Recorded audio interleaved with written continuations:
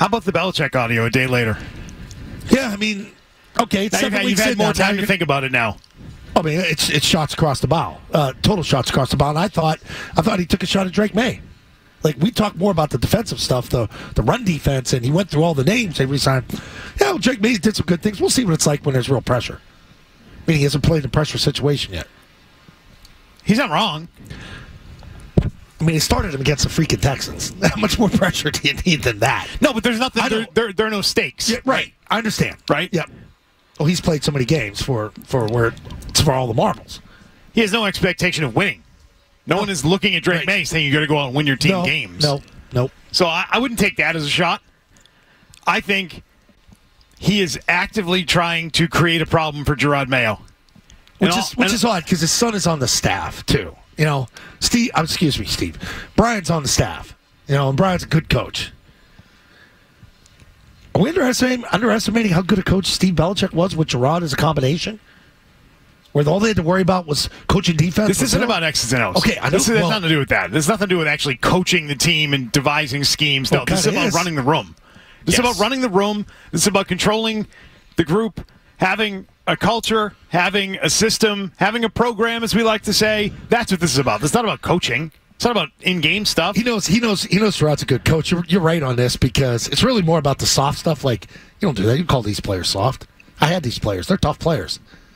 You got to do something to get them back. So, Bill, what is that? Bill waited for their lowest point to do this. Yep. And it hit. Gerard Mayo calling his team soft gave him an easy opportunity to defend players that he likes or he drafted that are still in the room, right? The question I would have is, how much did Robert Kraft's comments a week ago weigh on Belichick in making this call to say what he said? Which comments are those? Those comments would be that he was fired. Okay. Which was a shift from how it had been publicly portrayed back in January. Robert Kraft a week ago changes course, gets a lot more honest, gets a lot more real and authentic, and says, no, I had to fire the guy. And I have regrets about it. He expressed regret and said maybe he had given Bill Belichick too much power. Checks and balances. Right? And that there needed to be checks and balances. So Bill heard that this week, and then he heard what Gerard Mayo said last week when he said, I'm not going to go there when talking about the state of the roster. And so I wonder if those two comments were the motivating factors for Bill doing what he did yesterday. And the other part I now wonder is this where it ends? Ends? Is it over? Or does it pick up? Is that it? I mean, is that where Bill stops, or he says, okay, you know what? You said what you said. I said what I said. I came back at you, and I now maybe even helped create more of a problem for you in your own locker room. I'm good now. Now I back off. You said what you said. That's a warning shot. We fired shots at each other, and now we're done. Nah, this is where you take the scalpel and you open up the wound here. Because you just said it, too. Like, this is the lowest point. This is why I thought they had to play well in this game to get something to play for, to get this team going, because it's going to be a downward spiral if these things continue. And that's the way it feels, what the head coach said after the game, kind of pulling it back yesterday. And I'm with you on this, too, about the firing. Like, okay, I played nice to this point. I've done all the tap dancing. I've showed up. I put the suit on. We did the press conference. We did the Brady roast. I did the shot with you up there when you said raise the glass. Right. I played nice. And now you said you fired me. Now I'm fired? Game on. So you think there's more where this came from? Well, I feel it's game on. Now he's opened the book now to where that's first chapter. And now it's going to be every week. Hey, off the run defense comments from a week ago, Bill, and the softness. How do you think they played against the Jets? And you know how much he hates the Jets. This is Jet week. Right. Oh, he's gonna have something ready next week if they lose. Absolutely. When we played the Jets, we didn't lose those games. We don't lose to the Jets. Get ready for that. If you get spanked by the Jets. Like, you think you hit rock bottom. Like, this can get worse. It can. I hope it doesn't. But it's... The guy hasn't said anything for 7 freaking weeks, and now you're going to take it gospel? Because now it's time to attack? He wouldn't touch it?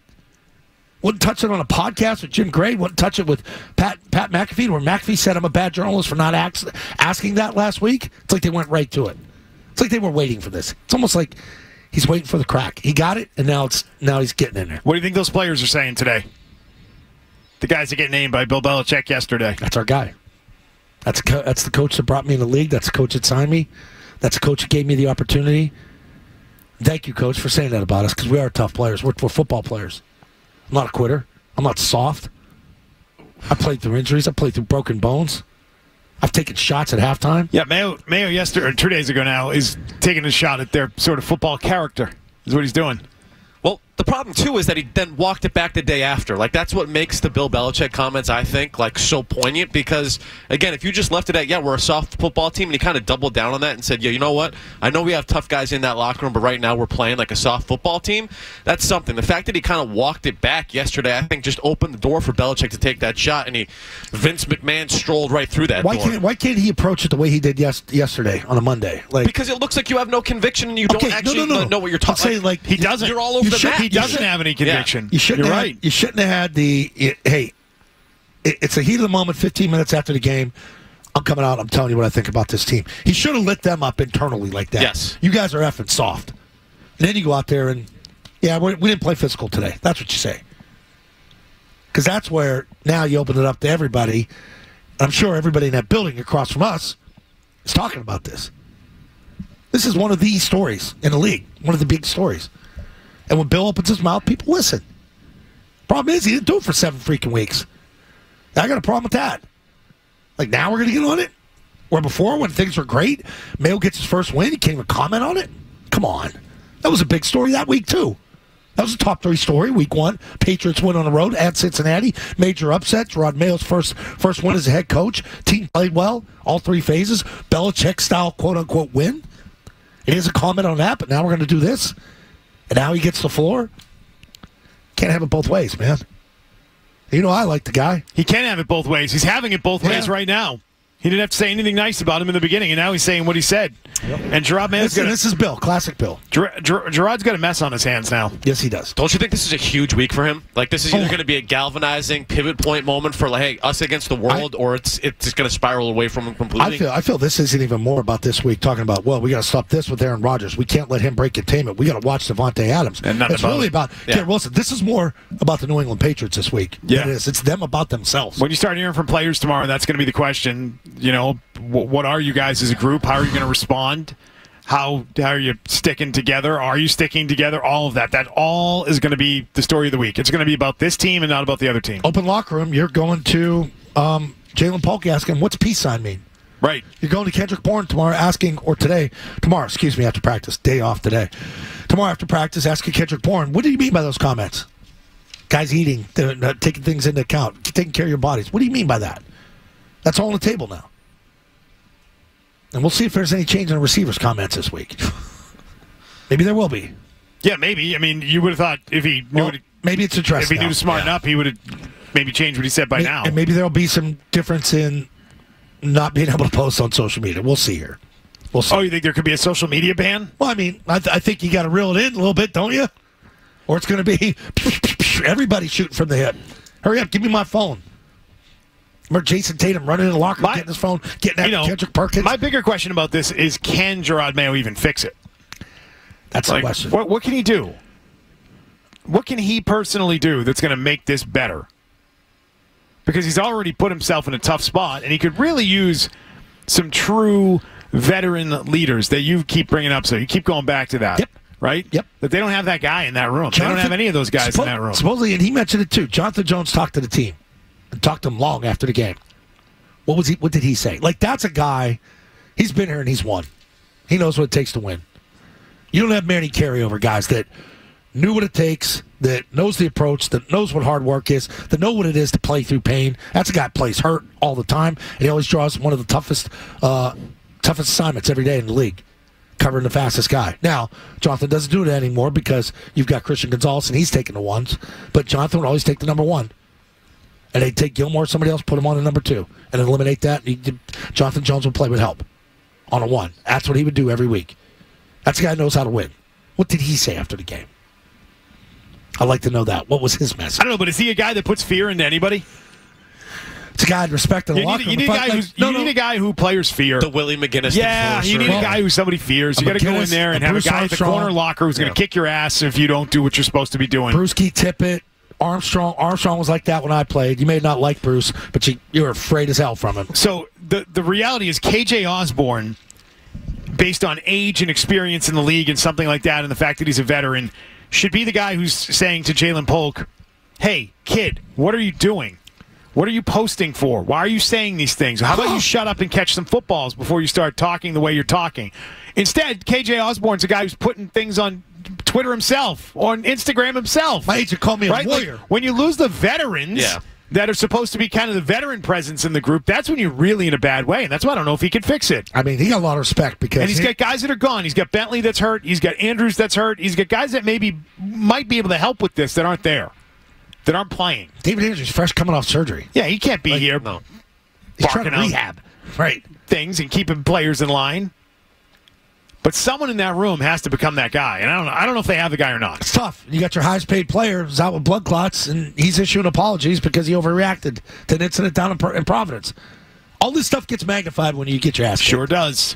Sure, it's a sign of a bad team and a bad program. Peppers, we haven't even mentioned Peppers just sitting out there. Peppers would be that veteran that we're kind of pointing to right now. Your number one badass hitter, he's probably one of the few could speak up in that room. Yeah. See, Duggar doesn't seem like a man of words. I don't think Duggar's going to say much. He's going to just let his actions speak. He's a tough guy. He should be pissed off about that comment. This thing that sucks for Mayo is not having a relationship. Well, he had a relationship with Bill. I think that's gone. And this is what I talked about Monday. Who does he lean on? Who does he rely on? Who can he pick up the phone and talk to somebody about? Because if he had it with Bill, Bill would say, don't air guys out publicly in the media. I never did that. Like, I would come to you and we'd talk about it behind the scenes.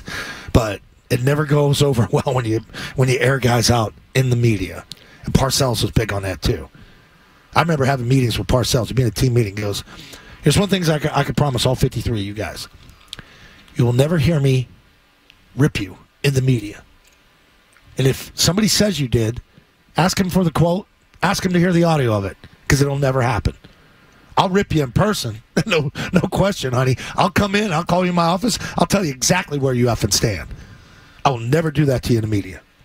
Meaning, when he did criticize players in the media, he had already done to their faces. Oh, yeah. I mean, because he had comments over the years. Sure, absolutely. Players. But, like, not fresh after a game like that. That was fresh after a game. Like, I'll put the team on notice. They're soft.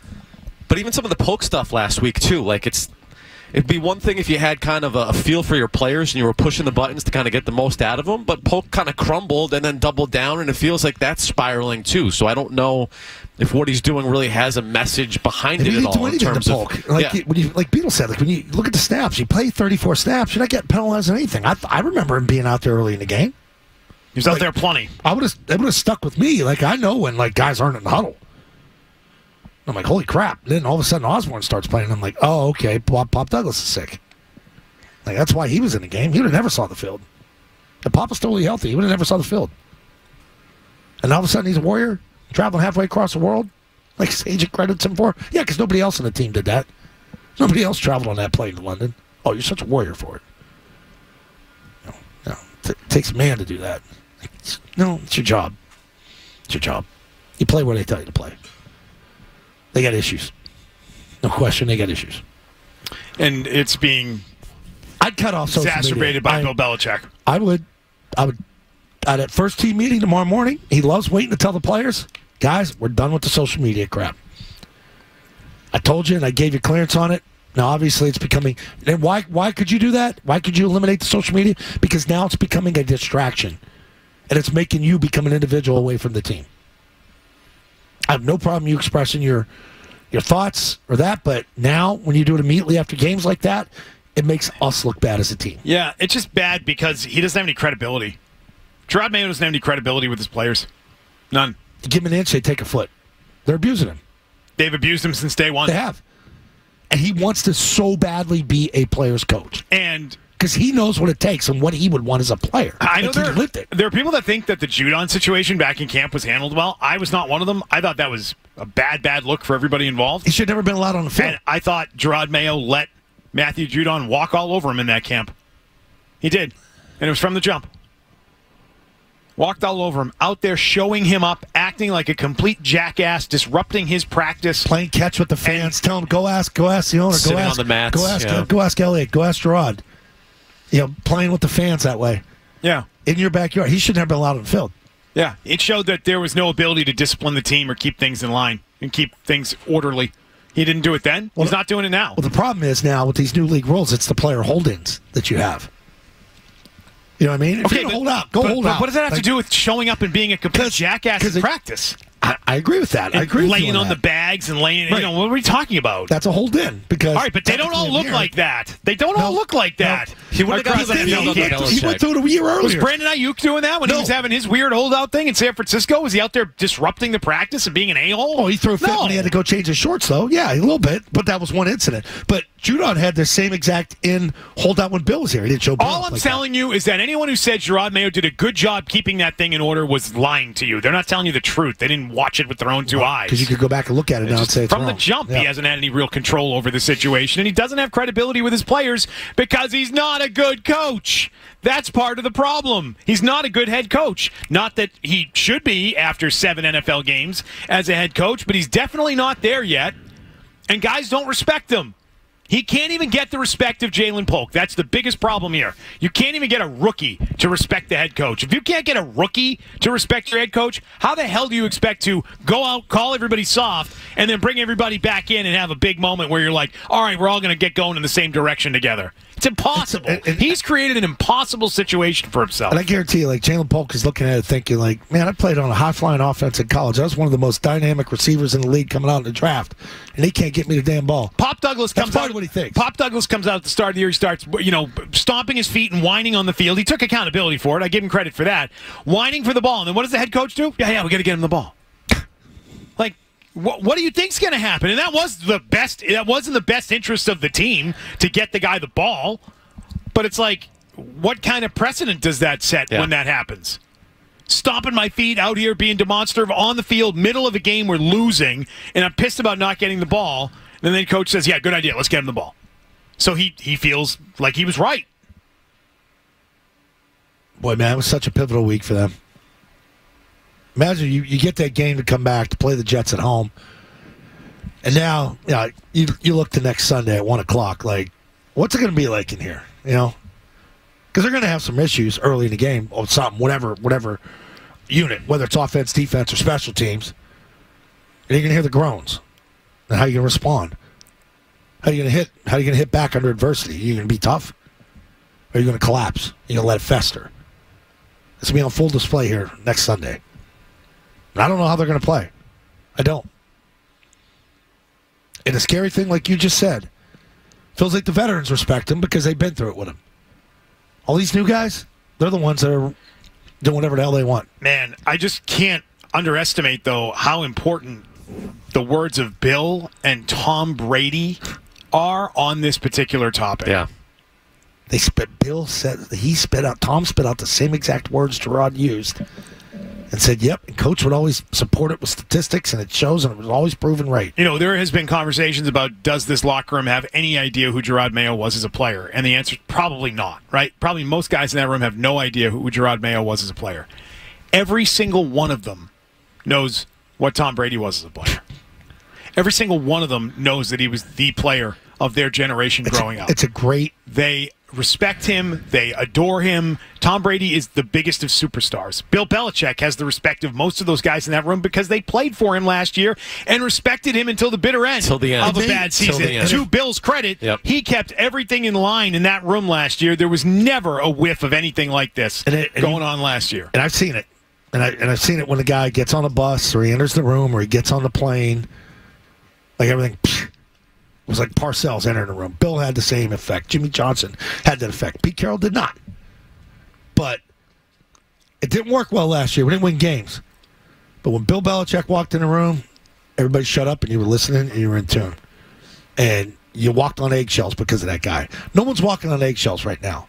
No. Those players say, I'm with Devin McCourty. I'm with Tom Brady. I'm with Bill Belichick.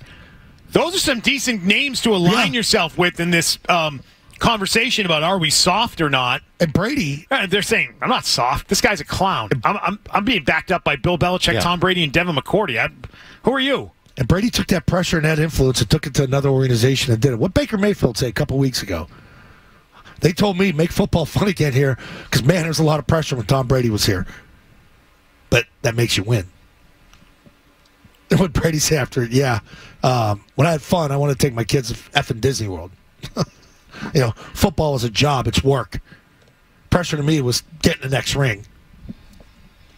That's gone right now. Hey, if you like that clip, check out more videos from Zolak and Bertrand right here. For more Patriots analysis and opinion, hit this playlist. And for all the latest from the Sports Hub, download the app at 985thesportshub.com.